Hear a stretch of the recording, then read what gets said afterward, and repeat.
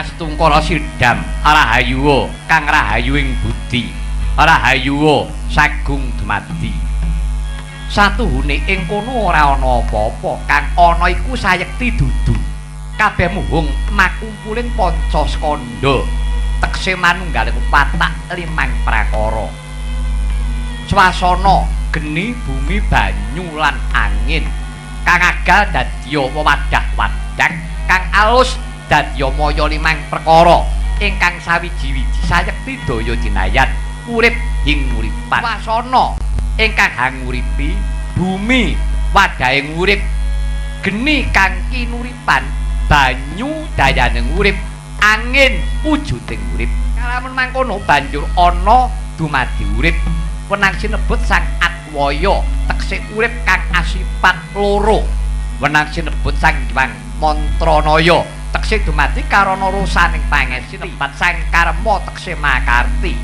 wenang sinebut Tri Aksara tekse manunggaling Trimurti wenang sinebut Jati Wasesa tekse kinaryawarana sejatining kawasa manjing jroning buwana geterobah saka daya ubenging jagat kaprawasa kodrating bumi atemahku maringet babar pakarti sinebut kusala karma tegese pakarti hayu sansaya lawas kataman wataking jagat sangsaya katarungku pakarti ning dudu ruwate muhung karana ning awas lan eling senadyan to hina tan antuk kamulyan maksih beja kalamun tinitah manungsa jroning kono maksih bisa tulung diri sarana mangun watak utama limang prakara rila sabar temen narima lan budi luhur ngambah margahayu panca paramita ngrasuk sejati ning paugraning urip panembah budi dharma tapa brata lan mersudi hambek budi luhur rasaning pamertobat sineru tulusing budi dharma iku margane ruwat saka sakeh sangsaya eling marang sangkan paraning dumadi dan sedya bali marang mulanira purwane sira pepaes raseksi tekse buta wadon nalika kahuripan ing ngune demen siya mangsa daging rahayune sira mengla kagawa saka maksih tedhak ing Jawata linuwih raseksa iku candrane Sang Raditya urupe panas nanging uripi sagung dumadi katarungku dening karma bumi tekse kebelandang endahe kahanan kongsi kerem lan kasengsem marang bebandaning jagat rahayu dene sira caket lan surasaning weda suci kawawa mengku susila dharmika yaiku kang ngentas panandhangira lantaran Sisusadewa Puragiling Pandhawa wauta karna jinara tulusing rasa padhang trawangan jagate betari permuni miwah kalika lir tanggal pisan kapurnaman soroting batin sumirat narata saranduning angga sakala ruwat wadaking raseksi dadya widodari Batari Umayi miwah Batari Kalika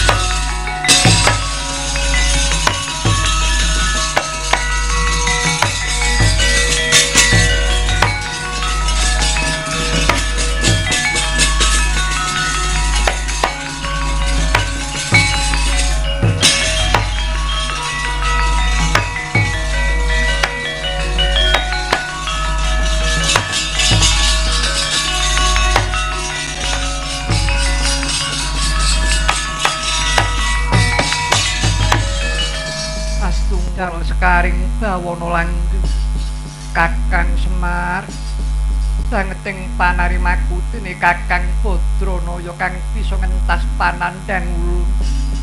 Iya Kakang Semar. Banget ing panarima ulun dene Kakang Ismaya ingkang tetela pusupa sabiyantu. Ya. Bathara Guru apa dening kowe Umayi. Dina iki kowe suwar saka penandang kelawan adimu Kinasih. Ya kuwi Batari Kalika ya Mban Kalika. Kawula nuwun inggih Kyai Semar. Kakang Semar. Piye Umayi?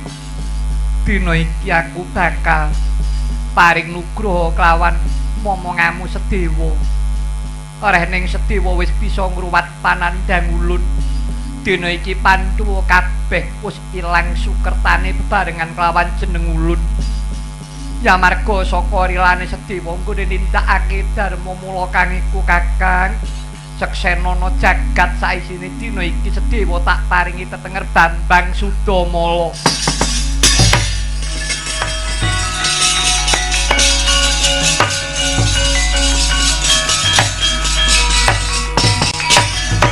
Ngaturaken panuwun ingkang tanpa upami Wan Betari dene paduka sampun peparing nugraha dhumateng kula Pandhawa sedayanipun luar saking sukertaning jagat mangke kamulyan kula pinaringan tetenger Bambang Sudamala.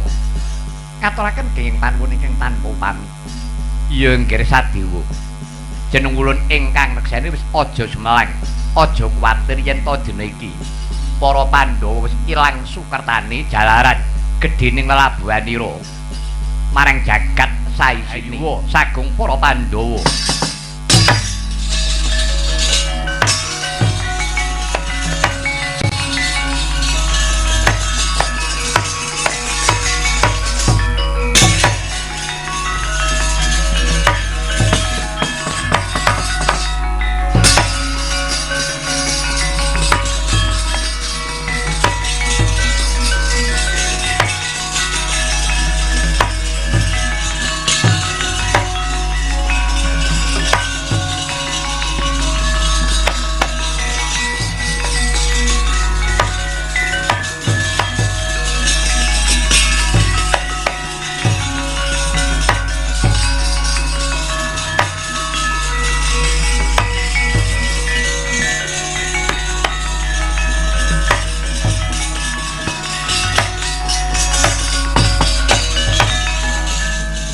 Sampeyan niku sinten Penemban? Kyai Kauninganga, kula menika pandhita saking Pertapan Parangalas. Dene King Sudyamastani kula menika begawan Tambra Petha dene kalih panita menika anak kula Endang Saka lan Endang Perdapa. Menika kalebet Sukerta kalih menika kembang sepasang. Kula ngertos Kyai, menawi paduka menika nindakake menika Amurwakala. Utawi pangkurwatan mbok inggih. Kula nyuwun senjata pitulung dhumateng anak kula kekalih supados kita sukertanipun. Jane niku gampang mawon. Nggih, mboten dadi napa yen pancen sampean pasrah kalih kula tampi. Namung kemawon kepareng napa mboten yen anak sampeyan kula pek anak mantu. Gandeng anak sampeyan niku kalih putri sedaya. Sakniki kula dhawuhe kalih momongan kula bocah kembar sing jenenge nang kula kalih Sedewa nggih Sudamala. Wah nggih menawi keparingipun ngaten kula namung ndederek. Ndara Sudamala. Iya Kyai. Kang Raka ndara nang kula ken mriki.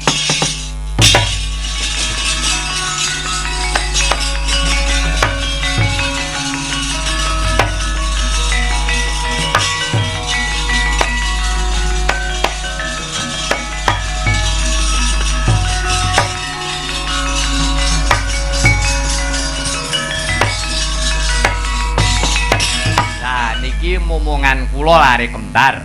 Badhe kados pundi nang kula niku sing Sedewa nggih Sudamala niku sing enom. Lah iki cobi badhe kula taros langkung piye ngger. Kowe Endang Saka lan Endang Perdapa yen kowe bakal diwengku karo Raden nang kula karo Raden Sedewa. Ya to apa yen pancen mengko aku mung sendika dawuh. Ya apa aku mung sendika dawuh. Nah, Yai ketingalipun anak kula inggih purun anglampah. Ndara nang kula. Apa Kakang Semar? Sampeyan dhaup kalih sing jenenge Endang Saka Ndara Sudamala Ndara Sedewa, sampeyan dhaup kalih Endang Perdapa.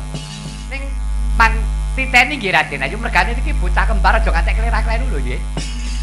Nek perlu ndara nang kula apa ndara Sedewa. Nggon pipine ngisor kae koyok cilik. Ben go tenger. Nggih, kula kinten ambo bilih sampun dumugi pestinipun judhunipun anak kula Kyai. Nggih. Pun anggere waton sampeyan tulus ae trusing batin. Nggih niki mergane kamulyane anak sampeyan. Inggih Kyai ngaturaken kenging penuwun ingkang tanpa upami. Pun saniki sampeyan mangsu mingkir biyen. Ndara nang kula lan Sedewa. Endang Soko lan Endang Perdapa pun sakniki mang mundur mriku. Yen niki tesih kathah pakarya sing kudu kula rampungke.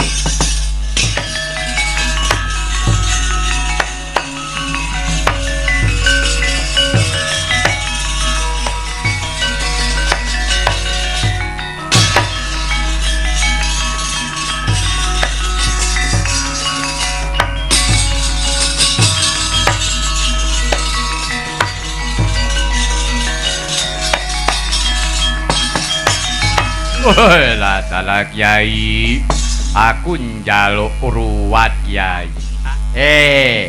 Iki kok eneng cecak daden-daden. Cecak Brenggala tekan kene. Kula mboten pangling. Sampeyan niku lak Ratu Ngawangga Prabu Karna to. Iya. Piye Kyai, aku iki janjane mun arep mbela bebener. Pancen kala mangsane nggih kaya ngoten niku wong bener iki urung mesti nek bener. Ngaten.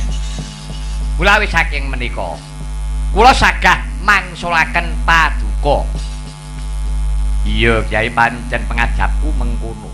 Pun sampeyan dina niki percaya kalih kula? Ya, aku percaya Kyai. Mang peningke cipta sampeyan kula sesuwunke dhumateng Gusti ingkang ngakarya jagat. Mesti sampeyan pulih wong pancen asline sampeyan kudu dudu kewan.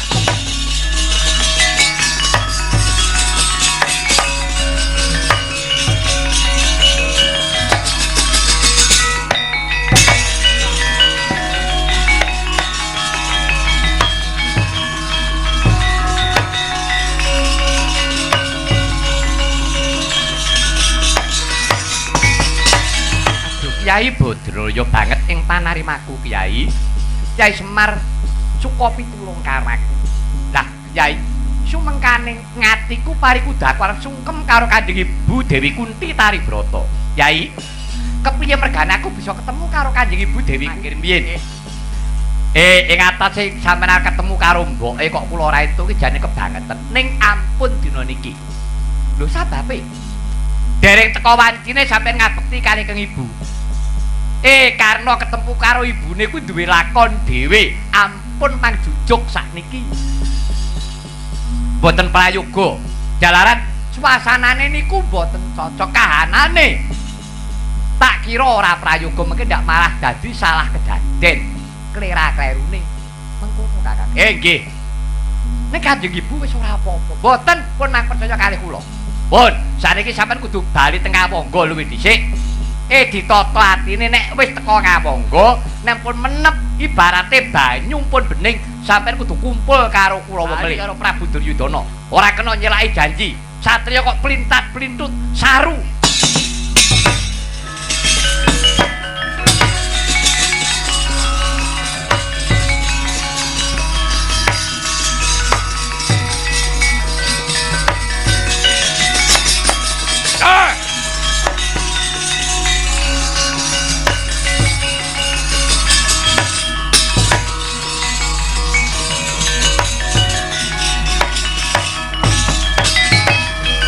Wah, iki sing ndelikke bocah wadon loro. Kyai, tak jaluk Endang Soko Endang Perdapa. Ulungna Kyai. Ya. Kowe arep njaluk Endang Soko karo Endang Perdapa? Ya, tak jaluk. Kowe kudu iso ngalahke sing lanang. Sing lanang sapa? Iki sing lanang. Lho. Dadi bojomu. Sing kandha dadi bojoku kuwi sapa? Uta goblok, aku rak mung kandha. Nek kowe iso ngalahke sing lanang, ngono lanang. Nek kowe iso ngalahke aku, pen Endang Soko, Endang Perdapa. Lakon mati dening aku,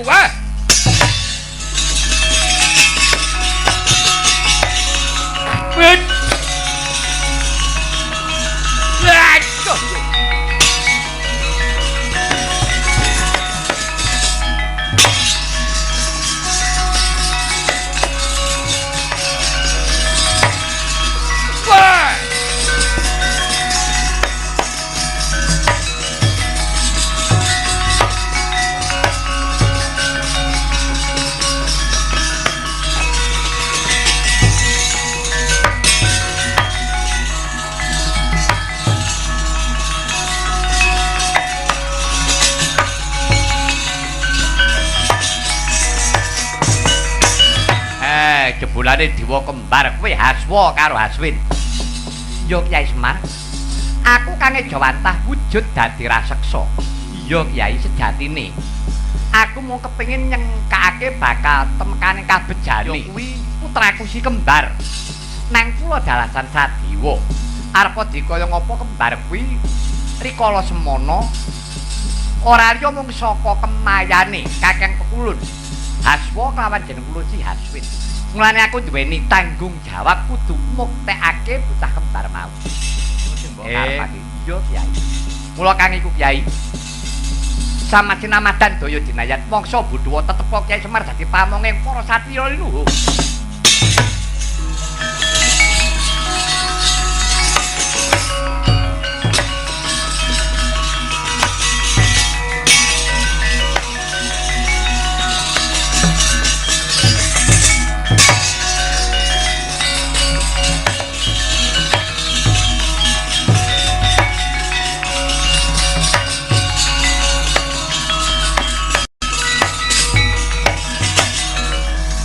Parat Werkudara Kakang Joko Pitanaya seneng atiem kowe digolokke kamuyan karo Mbok Em pancen kowe satriya sing ora idep isin kowe isih mentala kongkonan karo Mbok Em aku ngerti yen Mbok Em goleke kamulyan Pandhawa ben menang Bratayuda Jaya pinangun. Wah, cakep bosok.